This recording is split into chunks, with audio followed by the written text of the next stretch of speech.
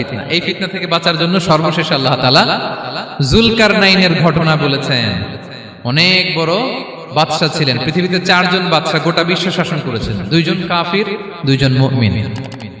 কাফির একজন হচ্ছে নমরুদ, যিনি ইব্রাহিম আলাইহিস সালামকে আগুনে ফেলেছিলেন, আরেকজন হচ্ছে বখতে নাসার, যাকে ইংরেজিতে বলে নেবুচারনেজার দ্য সেকেন্ড, দ্বিতীয় নেবুচারনেজার।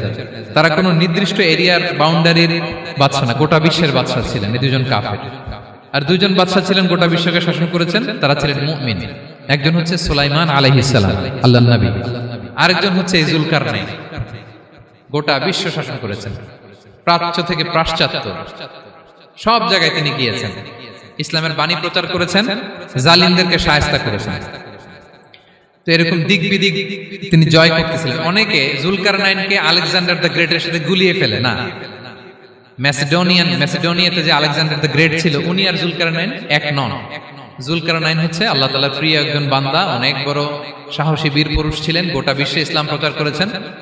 করতে করতে করতে করতে অনেক বড় ঘটনা, আমি সব শেষের ঘটনাটা বলি। উনি জর্জিয়া, বর্তমান যে জর্জিয়ার তিবলিসি এরিয়া, এখানে এসে একটা এলাকার সন্ধান পেলেন, যারা ওনাকে এসে বলল যে এখানে একটা জঙ্গলি গ্রুপ আছে যাদের নাম ইয়াজুজ মাজুজ, তারা এসে আমাদের উপর হামলা করে। হে যুলকারনাইন, আমরা আপনাকে ট্যাক্স কালেক্ট করে দিচ্ছি, আপনি তাদের মাঝে আর আমাদের মাঝে একটা প্রাচীর তৈরি করে দেন। আপনারা ইয়াজুজ মাজুজের নাম শুনেছেন না? ইংরেজিতে বলে গগ ম্যাগগ। নূহ আলাইহিস সালামের 4 সন্তান ছিল, হাম, সাম, ইয়াফাস, কানাআন। এই ইয়াফাসের বংশধর হচ্ছে ইয়াজুজ মাজুজ, জঙ্গলি, হাজার হাজার শুধু বংশ বিস্তার করে। তারা এসে লোকালয়ে মানুষের উপর আক্রমণ করে, তাদের গবাদি পশু এগুলো ছিনিয়ে নেয়, ফলমূল খেয়ে ফেলে।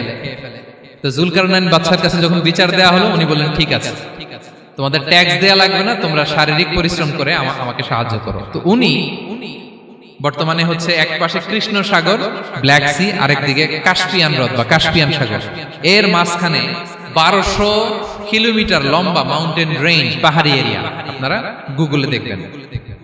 এইখানে 2 পাহাড়ের মাঝখানে ফাঁকা জায়গায় তিনি বড় বড় লোহার পাত প্রথিত করলেন, গেড়ে দিলেন। এরপরে তামা, সীসা গালিয়ে বিশাল একটা ওয়াল তৈরি করলেন। এটা যুলকারনাইন উনার বানানো ওয়াল বা ড্যাম, প্রাচীর। এখন আর ইয়াজুজ মাজুজ আসতে পারে না, ওরা আর আসতে পারে না। ওরা প্রতিদিন এটা ভাঙার চেষ্টা করে, কিন্তু ভাঙতে ভাঙতে আরেকটু ভাঙলেই ভেঙে যাবে। ওরা বলে আগামীকাল ভেঙে ফেলবো, ইনশাল্লাহ বলতে ভুলে যায়। এজন্য এরপরের দিন এসে দেখে আবার এটা আগের মতো হয়ে আছে।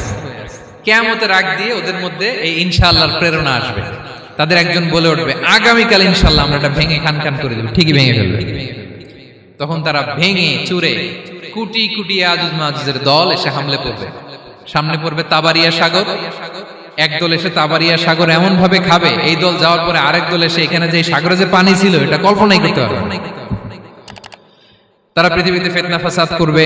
ঈসা আলাইহিস সালাম তখন আসবেন, দোয়া করবে আল্লাহ তাআলার কাছে মুমিনরা, একটা মহামারী দিবে আল্লাহ তাআলা ইয়াজুজ মাজুজের মধ্যে, ওরা মরে যাবে সব। এরপর বিশাল এক পাখি এসে তাদেরকে আল্লাহর মর্জি মাফিক এমন এক জায়গায় ফেলে আসবে, কেউ জানবে না। তো তারা যে পচে গলে মাটির সাথে মিশেছিল, এই গলিত লাশ থেকে মাটি খুব উর্বর হয়ে যাবে। এরপর আল্লাহ তাআলা পৃথিবীর মধ্যে বারাকা দিবেন, কিছু রোপণ করলে তাড়াতাড়ি ফুলে ফেপে বড় বড় ফলমূল হচ্ছে। তো এটা কিয়ামতের আলামতের অন্য কোনো আলোচনায় হয়তো আমরা বলবো।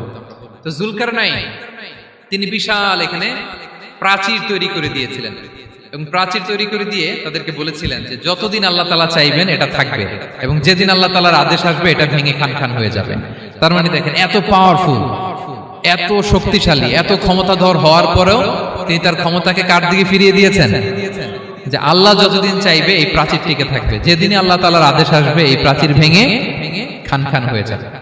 সো আমরা ক্ষমতার দেখা পেলে, চেয়ার একটা পেলে, আমরা যেন জালিম হয়ে না উঠি, এটা হচ্ছে এখান থেকে শিক্ষা। আমরা যেন জুলুম না করি। উনি সম্পদের মালিক ছিলেন, ক্ষমতার মালিক ছিলেন, কিন্তু উনি যে আল্লাহর বান্দা এটা ভুলে যান নাই। আমরা যখন ক্ষমতাশীল হই, আমরা যখন প্রধানমন্ত্রী হই, আমরা যখন প্রেসিডেন্ট হই, আমরা যখন পাওয়ারফুল হই, আমাদের সবচেয়ে বড় পরিচয় যে আমরা আব্দুল্লাহ, আল্লাহর গোলাম, এটা আমরা ভুলে যাই।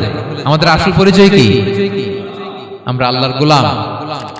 আমরা যে আল্লাহর গোলাম, এই চিন্তাটা, এই সেন্সটা যদি আমাদের মাথায় থাকে, তাহলে ক্ষমতা আমাদেরকে দাম্ভিক বানাতে পারে না, আর ওই ক্ষমতা আমাদেরকে ফিতনায়ও ফেলবে না। আমরা তো একটা দেশের মালিক হই এখন, অমুক দেশের প্রেসিডেন্ট, অমুক দেশের প্রধানমন্ত্রী, উনি গোটা বিশ্বের প্রতাপশালী রাজা ছিলেন জুলকারনাইন, তারপরেও উনি যে আব্দুল্লাহ, উনি যে আল্লাহর গোলাম, এটা তিনি ভুলে যাননি।